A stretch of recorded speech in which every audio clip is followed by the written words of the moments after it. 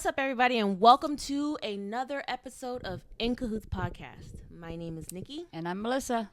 And today we are doing another reaction video, but today is a little bit different. We're going to go a little bit more towards the political side. And now the name of this video is... So we are reacting to Candace Owens' show, and she titled it, Insanity. Guess who Kash Patel sent to investigate Charlie Kirk's assassination?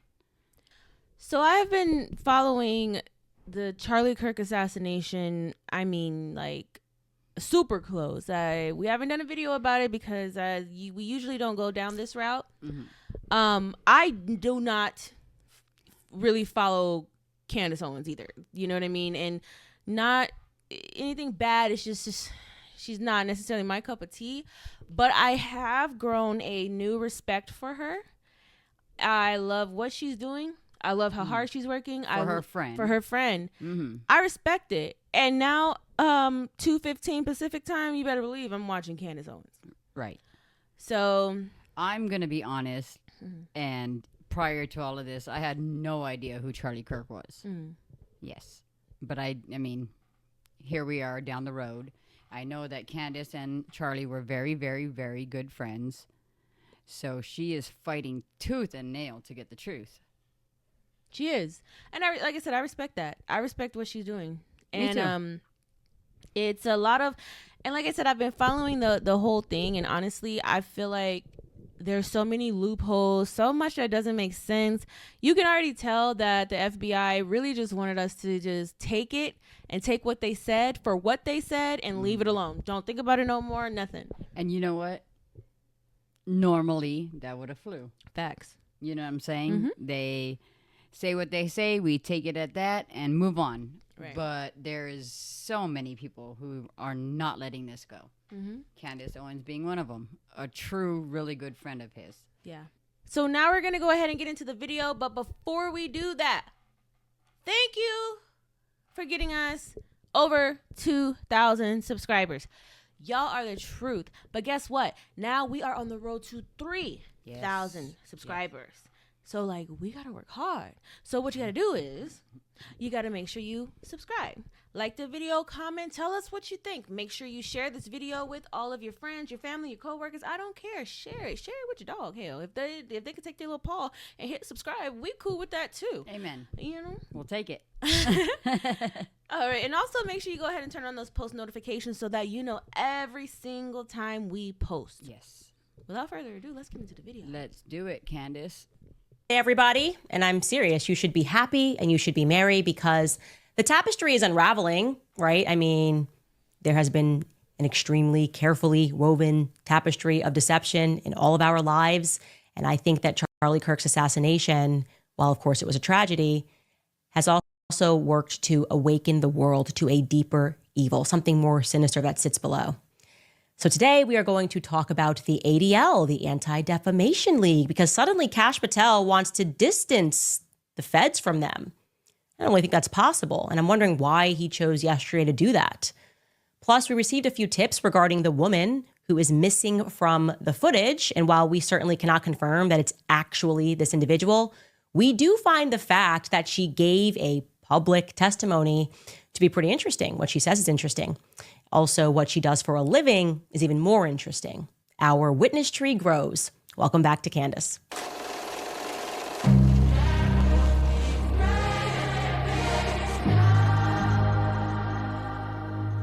Oh, it's baby Candace. And then Candace with the baby Candace. Right.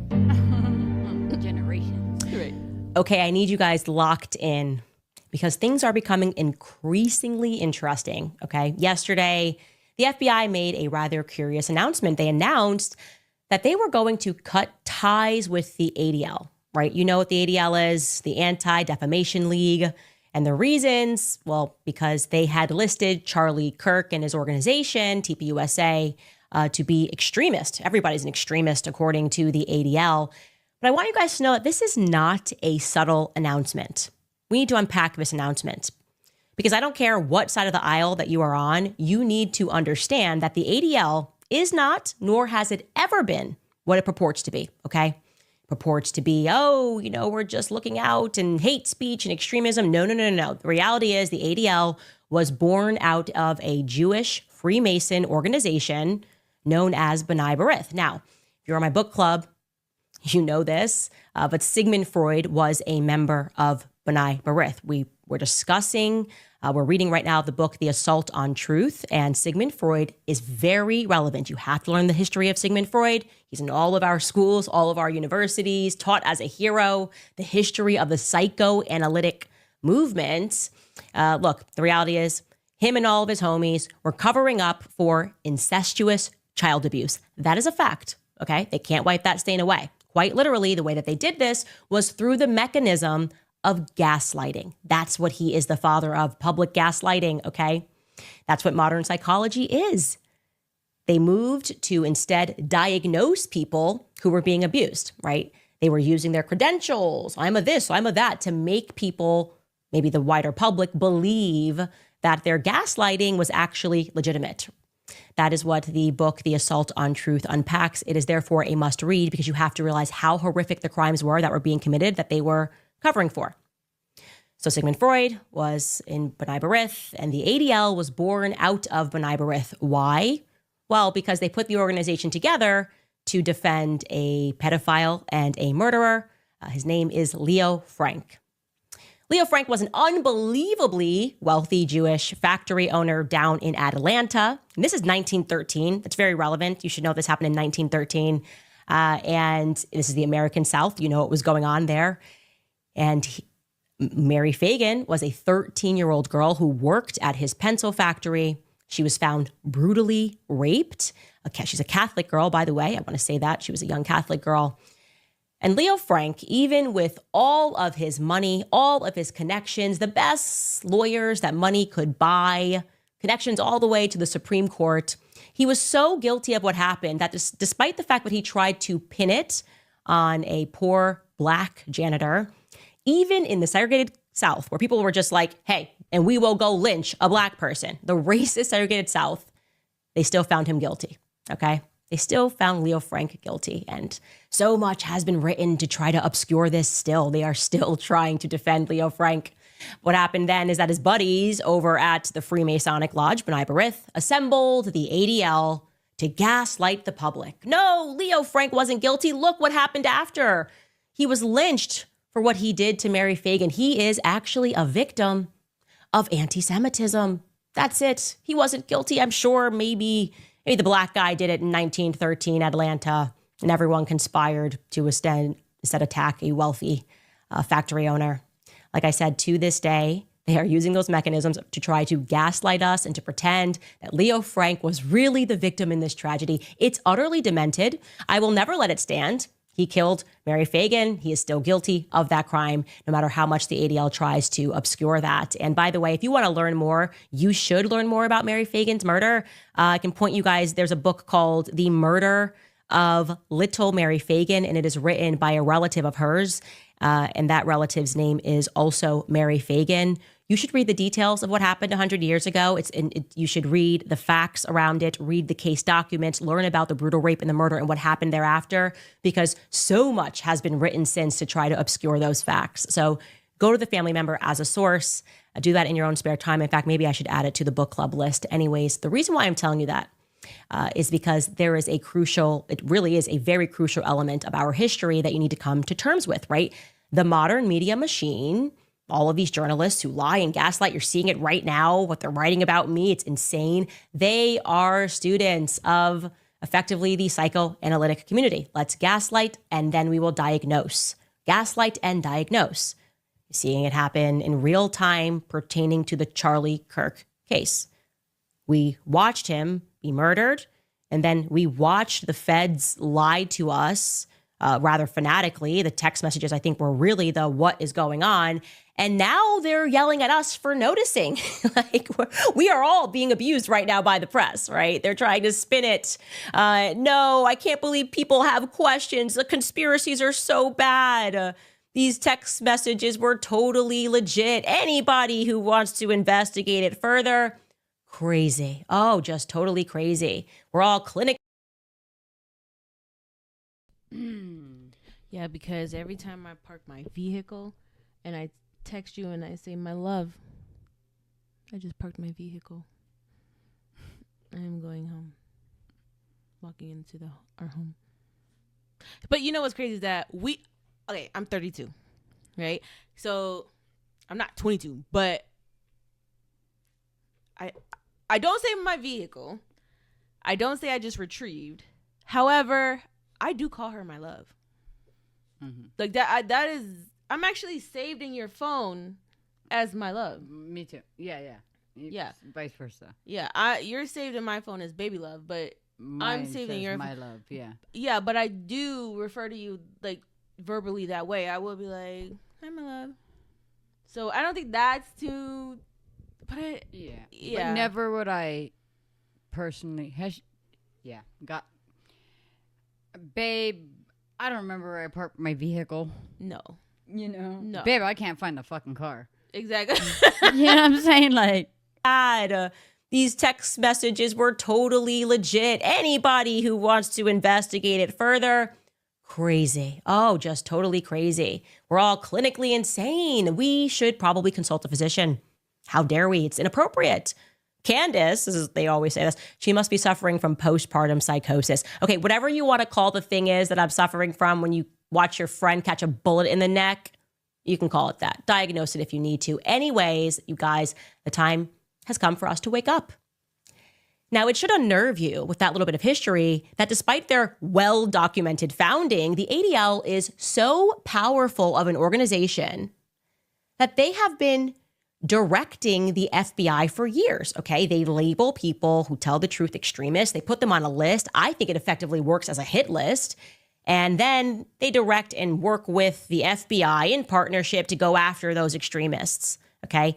That is a very weird relationship, a strange relationship, an immoral relationship, and a corrupt relationship. Now, I want you to know that I learned that recently, last year, that both the left and the right work with the ADL. Okay, there was this lie that's told publicly. I believed it, that it's just the left. It's all left leaning. No. They work with both the left and the right. The neocons on the right side work arm in arm with the ADL and feed them names, primarily of anyone, I should say, who is an enemy to the state of Israel. So currently you have Trump people who I guess are trying to save face for their remarkable lack of curiosity as it pertains to who assassinated Charlie Kirk, who loved them and worked did whatever he could to support their administration. They're trying to save face and pretend that they're upset, like, oh, we're going to do something. It's not okay that this happened. Look over here, right? Oh, look over here. The ADL put Charlie Kirk on a list. Now that he's dead, we demand post-justice. And Kash Patel's doing that. He's acting right now. He's pretending that he's delivering some form of justice. I think Elon Musk tweeted about Charlie Kirk and TPUSA being on the list, and then it kind of caught fire, and this became the new conservative talking point. The ADL must pay for that.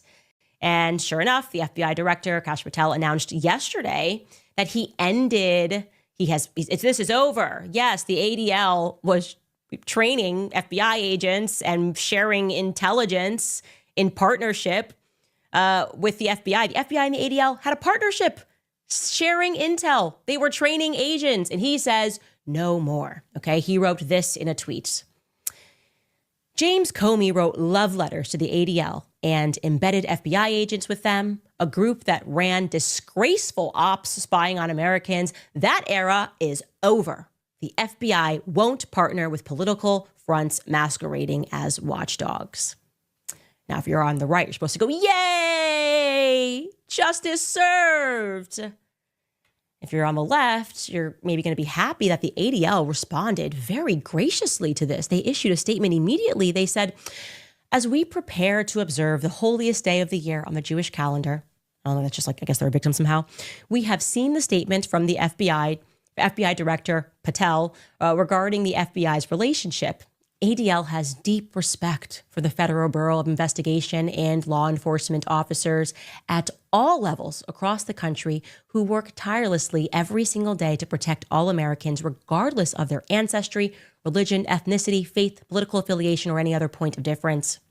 In light of an unprecedented surge of anti-Semitism, we remain more committed than ever to our core purpose to protect the Jewish people. You should know that all of that you just heard, okay, is BS, okay? It's slave slop. We are the slaves, and they are serving us slop right now. The illusion that things are changing, the illusion that it's left versus right, or that it's Jewish Americans versus everybody else. Hey, Jewish Americans, if you're watching this, you want to wake up. The ADL is not your friend at all. They don't care about what happens to you. If you need more proof, you should know that they curiously removed the Azov battalion. They're carving swastikas on their head. The Ukrainians murdering people. They removed them from the hate list. Candace Owens is on there, though. I'm sure you guys go to bed and you're worried about Candace Owens and not the people that are carving freaking swastikas on their head and murdering people. Okay? They don't care. That's all. This is all just slop, left versus right illusion, whatever it is. But the more important question that I want to get to is why now? Why are they putting on this performative bit right now? Well, yesterday I made an offhand remark about the ADL and the FBI sharing an office in Connecticut. Now, I know this because I'm from Connecticut, so there's no way to try to obscure that fact. Back in 2023, actually, a Catholic investigator revealed this and shared it. He addressed it in a series of tweets. Kyle Undercover wrote, I gathered property records for the 19 different states that the ADL has a regional office established. The report reveals that in the state of Connecticut, the ADL shares an office space with the FBI. They also share an office space with the United Nations in New York. Now, same building, across the hall, whatever. That's a fact, and it makes sense. You shouldn't be that shocked when they're owning the fact that they share information. It's easier to share information if you're sharing an office space, right? Anyways, he goes on and he writes, after reviewing the 19 ADL offices, we can see an alarming trend. 63% of the ADL's regional offices are located within various banking institutions. 42% are located within various law firms, ranging from immigration to criminal law. You should keep that in mind for what we're going to talk about later on the show. And 10% are located in Jewish institutions. So you get the point. Why am I telling you this? Because after I made that offhand remark yesterday, I received a rather stunning tip, which I have been able to corroborate, that out of all of the FBI boroughs in the United States, regarding which there are 55 main boroughs and over 350, the FBI sent the specific Connecticut borough down to UVU after Charlie Kirk was assassinated. To help investigate the assassination, okay, let's just look at that map again. They decided to go upwards on the East Coast and to send the field office from that borough to UVU. I'm wondering why they did that. I'd like an answer. We're probably not going to get it. We're not getting answers in anything. I wonder what moved them to send that particular borough, okay, down to UVU. It just feels like you got a lot around you, a lot of options. It wasn't exactly like necessary for you to do that. Charlie Kirk gets assassinated. And yeah, that person provided proof. They said, we are 1,000% certain. I said, I'm going to need to see proof. Unbelievably. I'd like to know why they did that, right? I'd like to know why suddenly now Kash Patel is making a strong statement against the ADL. All of that just feels a little too close to comfort. And by the way, how do you separate when you're just across the hall? Let's just think that you guys are not speaking to each other anymore. Are we supposed to be this dumb? Okay. Completely ridiculous. Completely ridiculous. Wanted to share that. Okay. Anyways, jumping back into more oddities that occurred on that day, despite having these federal agents from Connecticut. Now, I have presented to you just thus far, right, that a lot of these witnesses that immediately spoke out to say, here's what happened, here's how many shots, here's what I heard, that they had strange connections to the government or like weren't from UVU at all, were coming from overseas, didn't really make sense. I was trying to understand that. And yesterday, of course, we were trying to figure out who was this mysterious woman that was allegedly seen helping the shooter change clothes. I got that one tip from an individual, completely unrelated, said, yes, there was footage of a person helping the shooter change clothes. And then suddenly we were able to discern, at the very least, that someone in the Broderick Lyman family certainly acknowledges that there was a woman at the very least who she suspected could have been an accomplice. She didn't say anything about the person changing clothes, but we can watch that clip again to hear what she says. If you time how long it took him to get from that little part over to here, was way longer than it should have been. So I wondered if the girl had given him stuff, like if there is an accomplice. Sorry, you're filming. And it said right here, that picture from Sam's across the street, he was right here. Yep. Okay, so we received a couple of tips pertaining to who that woman might have been, according to rumors circulating around Orem. And I want to be very clear. When we say that this is a rumor, I mean that you should take this information with a grain of salt. We cannot present it at face value because we don't have the footage, right? I cannot say this is a fact. I can say that this lead became more interesting to me and that the FBI should clarify things. It's that simple. Let us see all the footage. But they don't seem even remotely interested in trying to help us clarify anything. Anyways, the name that we had received was, it turned out, somebody that actually provided the only eyewitness testimony of having seen the shooter up close, limping. So it's possible, just to run the other side of things, that this woman captured both of them walking back to back and she just was walking near him and she had nothing to do with helping him change. That's all possible, and you should consider that possibility. We don't have answers. But there's something else that's interesting about her. Like I said, the testimony that she provided is interesting, and she is the only person that saw the shooter limping up close. And her name, and we know this because she spoke to the news, they all did, is Olivia Robertson Cobb Bishop. Let's listen to her testimony now. I kind of realized the type of street I was on, a little bit more secluded, you know. Olivia Bishop retraces her steps where she came face to face with Charlie Kirk's alleged killer. Just looking over, seeing that he was limping, kind of being like, oh, okay. And then long black shirt, kind of thinking that's kind of weird. It's kind of super hot outside. Bishop says something seemed a little off. I did look over at him and he was kind of like that was his face, just kind of like not a smile or anything. From the expressionless demeanor, long sleeve shirt during a hot summer day, to the limp. It's kind of odd. I don't know. Like now that I think about it, it's just very like chilling to me. Chilling after reading charging documents online and seeing this video of Robinson walking away from UVU after Kirk was shot. That's when she realized she'd been only feet away from the accused killer. Now she questions whether she could have done more. Had I seen the imprint of a rifle down his leg, if I had looked at him a little longer, then immediately after that happened, would I have thought back to him, you know, and been able to like alert authorities quicker. Bishop realizes there's nothing she could have done differently. But just to have been like an eyewitness to him on his way there is just shocking to me. I gotta say, when I saw that, I was actually kind of giddy because I was like, finally, it looks like a college student from UVU who is speaking to the news. That's great. And of course, I then had to wonder what she was studying. And it turns out, no, she doesn't go to UVU. I don't know. A lot of these people were not available that day. But what she does for a living is quite interesting because there's an emerging pattern. And for whatever reason, nobody who spoke to the press said what their connections were. It turns out that she works for the Orem Police Department.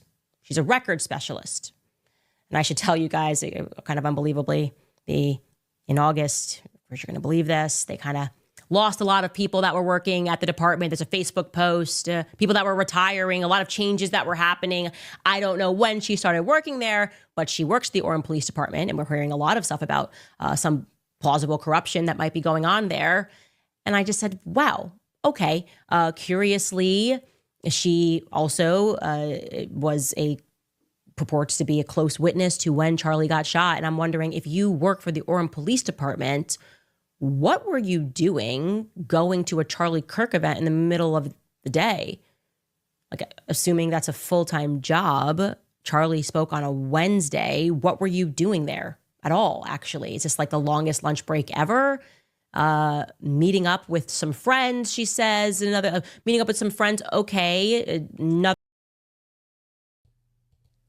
Okay. Whoa, girl. Here's the thing. What if she was just off that day? Like, that doesn't necessarily mean that every single person, unless the police department is closed on the weekends. Like, you know what I mean? Like, she deserves an off day too. So maybe depending on what her job is. But maybe not. Well, of course, maybe not. I'm leaning more towards not. Of course, so is she. I'm just trying to be like devil's advocate. Like, well, maybe she was off. I mean, yeah, the middle of a she could have Wednesday. requested that day off. No. Okay. Because maybe she really wanted to see Charlie Kirk. I mean, there is. Okay. I'm just trying to play devil's advocate. I don't know. Work to hear Charlie Kirk speak. I'm interested. So I reach out, obviously, today, called the records office, sent her a text. We were able to find her number. She doesn't want to speak about anything. She says that was it. She just wanted to speak right there, give her testimony, and that she gave the appropriate information to the appropriate authorities. So that there, beyond that, is just going to be a dead end. But I'd like to take a broader look at our witness tree because it's growing, right? It's growing, our witness tree. We've got Tiffany Barker, of course. She's with the nieces. Her sister was Phil Lyman's running mate. She spoke to Good Morning America in the wee hours of the morning after. Phil Lyman, of course, our guy, he really does not like me at all. He wants me to know that he thinks I'm shady, that I'm an accomplice to something. He ran for Utah governor in 2024. He's featured George Zinn on his website at that time, spoke to Alex Jones, Fox News, News Nation, really anybody that would have him. Now we have Olivia Bishop. She works for the Orem Police Records Specialist. And she works as the Orem Police Records Specialist. And she spoke to local news. Who else do we have here? Well, let me show you this other video, which gets interesting, okay? Check out this USA Today video of people speaking about what they heard and what they saw. Take a listen. It sounds like lightning. It was so loud, I thought the shooter was right there in the crowd.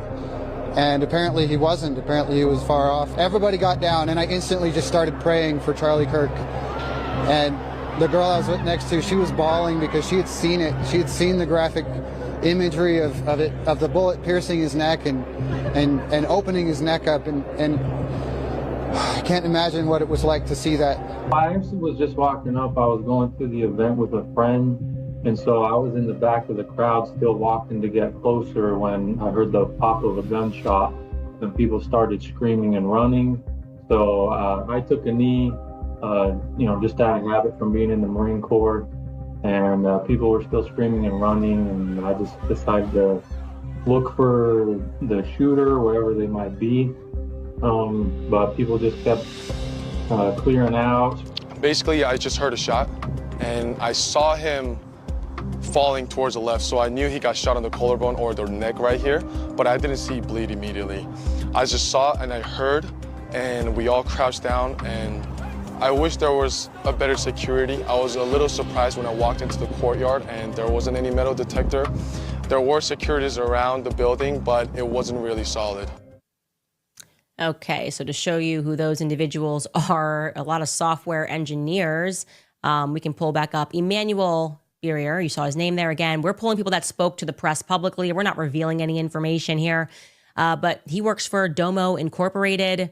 His history is that he is a software engineer, a technical advisor. His name is German in origin. I'd like to know a little bit more. Also, when I look up these people, by the way, none of them have reached out to me. Like from the minute that this all happened, I asked for information. And for whatever reason, these people were very anxious to speak to the press right after, but then we're like, you know what? We're not gonna speak to anybody else about that. Same for Gurno owner. We covered this. He was with Phil Lyman's nephew cousin. We learned was a software engineer from Austria. So Austria, Germany. Okay. Featured in Shaner's Instagram. And that guy, Scott Robbins, that you saw looking like a college kid, well, he was also a gubernatorial candidate. He ran for governor of Utah in 2024. Nobody mentioned this. I guess all of these USA Today or AP, nobody asked them like who they were, if they were college students. And for whatever reason, everybody that they spoke to wasn't that. We will continue to grow this witness tree.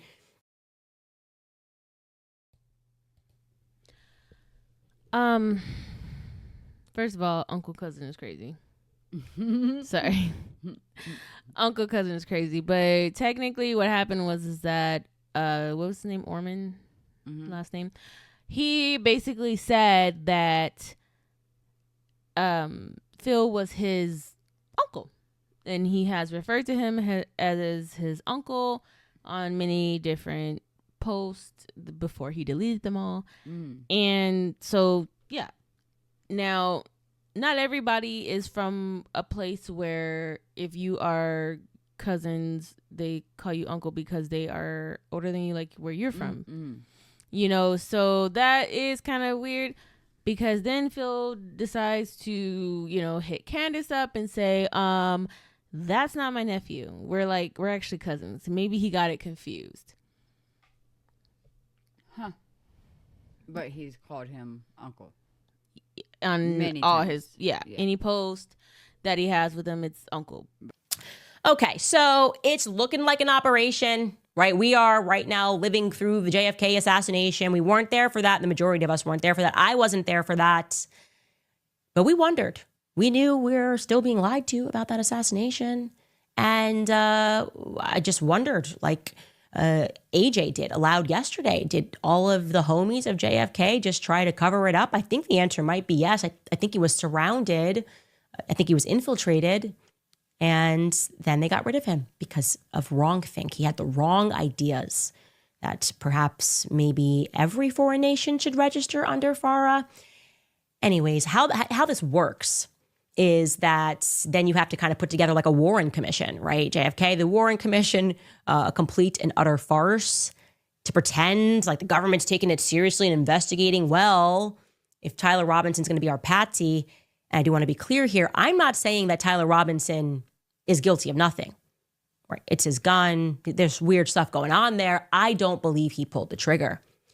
But if they're going to make that stick, then you got to have a lawyer that's working for the prosecution, right? Well, that's what's going on.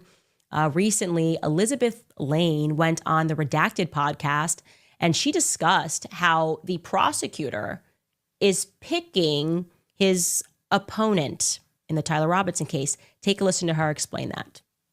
Investigative journalist Elizabeth Lane is not giving up on this story. She's been on the ground in Utah connecting the CIA dots, the three-letter agency dots and connections, and she joins us now. Elizabeth, great to have you on the show. Thank you for having me, Clayton. I looked at Tyler Robinson's case and I thought, well, why don't I get this guy a lawyer? Because that at least puts me near him so I can understand and control the process. And this is times where they couldn't find the guy a lawyer and they were kind of scrambling around to figure out who was going to be his lawyer. And I started approaching different firms in Utah, trying to get him a lawyer for pro bono. So I walked up to one of the most reputable firms in Utah, and I asked them if they were willing to represent Tyler Robinson for pro bono case. And I was extremely surprised what I got from them. First and foremost, they were like, yes, we're absolutely on this because we don't believe that what happened to Charlie Kirk was remotely a case of just a single, crazy kid going up and shooting the guy in the neck. Like, we don't believe that. So we are more than willing to represent him pro bono. So I was like, great. So we started the process. And what happened is we realized that we needed lawyers who are actually certified with death penalty. So their certifications didn't live up to that. But there's another interesting thing. When I did find a lawyer that was certified to represent Tyler Robinson, obviously I needed a consent from Robinson's family or Robinson himself, because he's actually not a minor. He can consent himself. Ironically, we were unable to get in touch with the parents because as a lawyer, you can't solicit clients. So it's illegal. So you can't just announce yourself that I'm going to represent Tyler Robinson. So I started doing that. So I got into this process and I asked my local lawyer firm, hey, what's the best way to go around here? Like, we need help to get the lawyer from New York who is certified to represent Tyler to get on the case. So he said, whatever you do, Elizabeth, do not get in touch with the firms in Utah that are the most powerful because they are in on it with the state. No matter what happens, they will take the side of the state. I did not listen to him. And I ended up calling one of the biggest firms in Utah just to ask for an advice. Like, what is the situation here? What can we do? They started screaming on the phone. And I was like, why do you even care? Like, you don't have a dog in this fight. Why are you so rude on the phone? So then I said, listen, there is a lawyer who's qualified and he's actually very famous in New York, wants to represent this kid. All I need is a consent from Tyler Robinson to do so. And we think that you can help. To this, I got a very rude response that only SCORDIS is allowed to find a representation for Tyler Robinson. So SCORDIS is a guy who's running as a state prosecutor. So here's the problem with that. State prosecutor cannot be responsible to find a lawyer for a defendant. That's illegal. Right, that they're choosing their own opponent. Yeah, that's what it seems like. And this is something that I've been wondering about, because it seems like an open and shut case for any defense attorney, because the government has presented such a crap case, unless his attorney is a shill. Yes. So what I know is that SCORDIS is running as a state prosecutor. He's running. Everyone can look it up. It's on his website. So it's not quite illegal for him to find a lawyer for Tyler, but it would be illegal if he was a state prosecutor. But what it is, though, is highly unethical. Highly unethical. And the reason why I wanted to show you that clip is because I've learned a lot over the last couple of years. And what I can tell you is that this gang that's running everything, okay, they also are controlling the courts. That's how you get a prosecution against somebody that makes no sense. And why do you do that? Because typically you're hiding government's crimes, right? You want people to stop looking. You want people to stop asking questions. You're not just asking questions. Yeah, no, we are implying here that everything you're telling us about the Tyler Robinson case makes no sense. But these people control the courts. And I got to tell you another thing. I want to be very clear. They even have figured out how to run a kangaroo court system, total kangaroo court system, where judges do not have to follow the law. Okay, Ian Carroll was on my show speaking about this, pertaining to Justin Bieber. It is a fact. Arbitration courts, so they get you to sign a contract and you agree. If you have an issue, go to arbitration court. Most people don't know what that means. It's a private court where the judge does not have to follow the law. They can just say you're guilty. And when you get to that level, there's usually a couple of reasons why they've got these players that work for the government and are willing to lie and cheat and steal. And it is because the government needs a prosecution, or you've pissed them off and they need a conviction against you because they're trying to bankrupt you. Okay, the corrupt cases, when you get really close to a truth, the government swoops in to try to bankrupt you. I am living proof of that. Never in the history of the world ever has there been a sitting leader of a foreign country that has sued a podcaster or a news member, even a journalist in a foreign country for defamation, okay? I am the first. It is because we are getting close to a lot of truth when it comes to Brigitte Macron, okay? And so now what they're doing is they're calling their cronies. Brigitte Macron has hired former federal prosecutors, and she's hiring a firm here. Why? Because the next option is Candace doesn't shut up, we're going to bankrupt her. These are the people that want you to believe they're successful in life organically. No. The entire system is rigged. It's rigged, okay? If you get too close to them and too powerful, usually suddenly a person gets inclined to commit suicide. We don't know why. And then suddenly there's a hostile takeover of their company, or, a random person shoots them, right? If there's any threat against them, it's either you're smeared, you are bankrupted, or you die in rather mysterious circumstances. So watch this, because you're learning the playbook. Everybody's waking up right now. You need to pay attention to this. This is another one of their mechanisms. They control the courts, and they will get whatever it is they need to get accomplished in the courts, whether it's bankruptcy or a conviction that makes literally no sense, as is going to be the case with Tyler Robinson. They're going to convict him. Right? They found their patsy. They're going to make it work, and they're going to keep threatening the rest of us for noticing that nothing makes sense at all.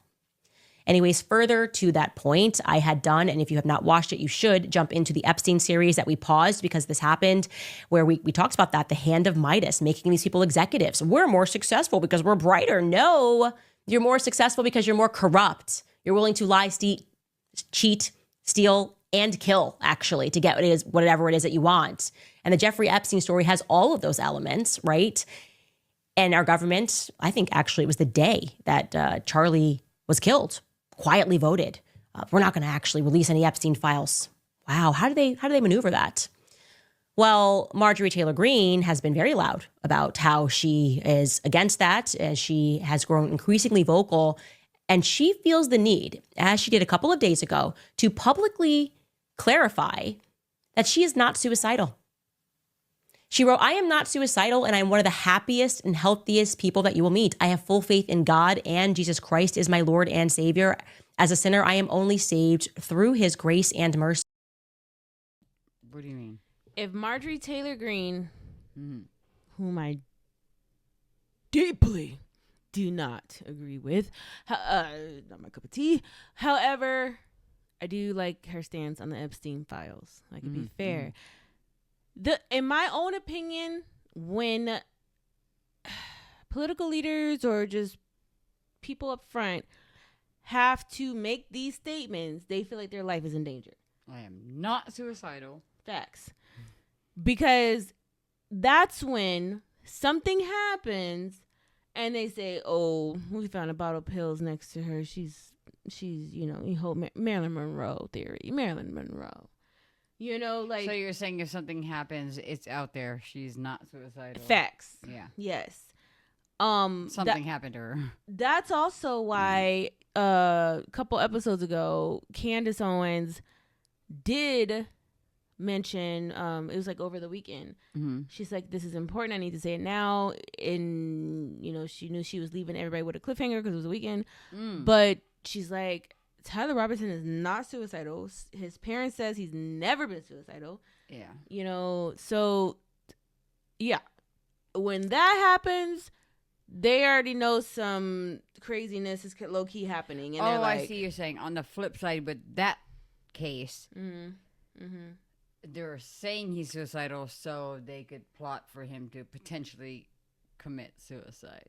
Allegedly. It's like, hold on, he ain't suicidal. Allegedly, what you yes. talk about? Yes. So it goes both ways. Either a person is saying I'm not suicidal, so when they go and kill me and they said it was suicide, facts. You know what I mean? In that case, they're saying he's suicidal, so they can make that happen, and everybody's like, "No, hold on, he's not suicidal. Yes. He ain't gonna kill It's himself. already been proven. If he dies, something happened. Allegedly. If she dies, something happened. Allegedly. Yeah.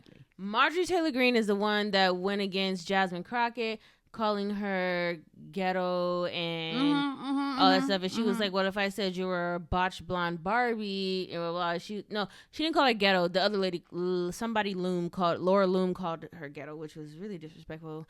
But whatever the case may be, that was Laura Loom. Marjorie Taylor Greene said that her lashes, because she wears long lashes, were like blinding her from the truth or something like that. It was just rude. Like, Yeah. With that said, if something happens to me, I ask you all to find out which foreign government or powerful people would take heinous actions to stop the information from coming out. Not only about this issue, but because of the truth that I have been speaking, the people understand what I am saying. Yes, we are the people, and we understand what you are saying. We understand why speech is considered so dangerous, why the ADL creates a list that features people like Charlie Kirk and Turning Point USA and Candace Owens. Why speech is so dangerous is because if it carries truth, it speaks to power. And power is not truth. Power at this moment is a lie. It is a carefully woven lie everywhere, rigged against all of us. That is why I say the action that you can take, right? Don't feel hopeless. Understand they're actually panicking right now. What can you do in your household? Well, the first thing you can do is do not put your children in their matrix. Take your kids out of school. These sleeper cells are all across the nation, okay? And we're going to get into this next week. I wanted to make sure that I could get more thorough and show to you the Ukrainian connections that are coming across in this that are very strange, but I guess not so strange when you pay attention to the last shootings, trans shootings that have happened. The Catholic school shooting, the person was scribbling in their notebook recently, the shooter in Cyrillic. What's that about? What's that about? Why do we suddenly have Russian speakers that are involved in these sorts of things? We are looking at a program, and we're going to speak more about that because you have to understand it is dangerous what's happening right now. It's a dangerous game, and we are playing with dangerous people. And if it ever needed to be said, I am certainly not suicidal. I'm angry. I'm angry at people that are homicidal is really what's happening, and enough is enough. And if we are not brave enough to speak out, if we are not brave enough to take that action and to begin something as minor as homeschooling our kids, getting out of their system entirely, then our children are going to inherit a world in which the truly evil people have completely wrapped everything, right? They have wrapped everything and they control everything. It's up to us, guys, and I think we're close. So I'm going to leave that at that. Speak about a couple more sponsors before getting into some of your comments. Candace Owens even had to slip that in, and I'm not mad at her for doing that. I am not suicidal. I'm actually glad she did. Right. See? That's what I'm saying. Like when you are upfront like that, you have to say that you never know. Right. You never know. So now she's slipping in. Look, I am not. I don't got them thoughts. I'm not doing that. I'm not suicidal, but I am angry. All right. So that was Candace Owens. Shout out to Candace Owens. Thank you so much for the video and for allowing us to react to it. Yes. What do you think? I think she's on to something. I really do. And I really think that this chick is going to crack this case. Yeah. I do. I think she's been onto something. She has provided more information than the FBI has at all. Any news outlet, anything. Yeah. This case is so intricate because, like I said, there are so many rabbit holes and loopholes, and then, oh my God, he met this person. He went to Dairy Queen. He licked on the ice cream cone. Like, there is so many things. Now we got a friend that actually looks more like the alleged shooter than the alleged shooter. You know what I'm saying? But on the guilty behalf, or whoever is responsible for all of this, I mean, it was supposed to be cut and dry. Yep. We were supposed to take it for what it was, and that was it. But no, that's not where this case is going. That's not what happened, and we're not going to stop until we find out the truth. Candace damn sure won't. No, and we're going to find out through Candace. That's facts. I love that for her. But yeah, I mean, we're going to stay on it. I mean, I don't know. Like, this is usually a little bit off from our normal, what we normally do. But behind the scenes, what you guys don't know about me is I am literally obsessed with this stuff. Both you and I are stuck. Yes. Facts. Yeah. So if you do want us to continue with this kind of content, let us know. I mean, we'll be more than happy to do it because, like I said, this kind of stuff, I mean, this is on our TVs morning, noon, and night. Yeah. I did, want to cover something about this, but in the beginning, that I was really iffy. It was too hot. About what we could and could not talk about. Yeah. Yeah. Yeah, no, I agree. So, yeah, I mean, if this is something that you like and you want us to, like I said, continue to cover this situation and other situations alike, let us know. That's what the comment section is for. So please make sure you comment. Yes. And while you're at it, make sure you subscribe. We are trying to get to 3,000 subscribers. 3,000. We can do it. We are small and we're trying to grow to be big. That sounds easy, right? Yeah. I mean, we've sprouted. We started as a seed. We sprouted. We're poking now. Let's flourish, guys. Absolutely. So, again, you already know what to do. Make sure you hit that subscribe button, like, comment, share this video with everybody you know, friends, coworkers, family, grandma, cousin, dog, cat, whatever you got. Make sure you turn on your post notifications so that you know that every single time we post. Yes. And until next time, guys, this has been In Cahoots Podcast. My name is Nikki. And I'm Melissa. And we will see you in the next video. Bye. Bye.